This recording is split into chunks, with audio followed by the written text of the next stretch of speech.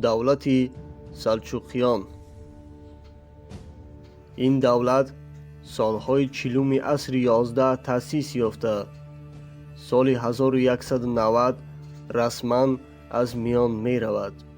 سلجوقیان همان ترکان آغوز هستند که به غزنویان برای حمله به قراخانیان یاری داده بودند.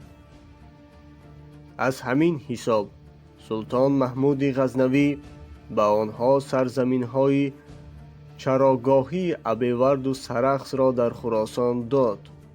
دیری نگذشته آنها سرکشی کردند.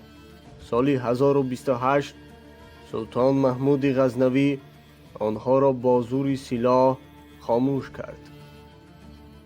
پس از وفات سلطان محمود سال 1040 در نزد دندانکان که امروز در ترکمنستان است، محاربه بین غزنویان و سلجوقیان به وقوع پیوست.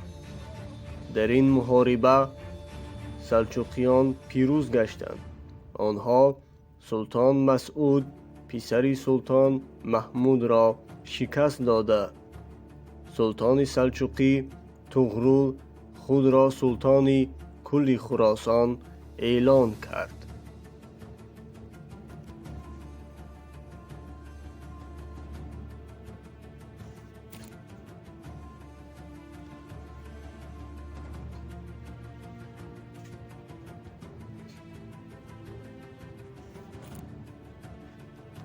دیری نگذشته سلطان طغرل که سالهای حکمرانیش به سالهای 1038 1063 راست می آید به کشورکشایی ها آغاز کرد.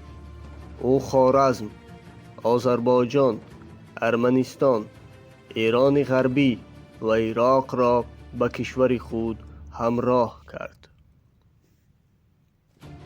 او پایتخت خود شهر ری در ایران را قرار داده مرو را به برادرش چغریبک می دهد. بعد از مرگ طغرل در سال 1063 برادرش الپارسلان به سر قدرت می آید.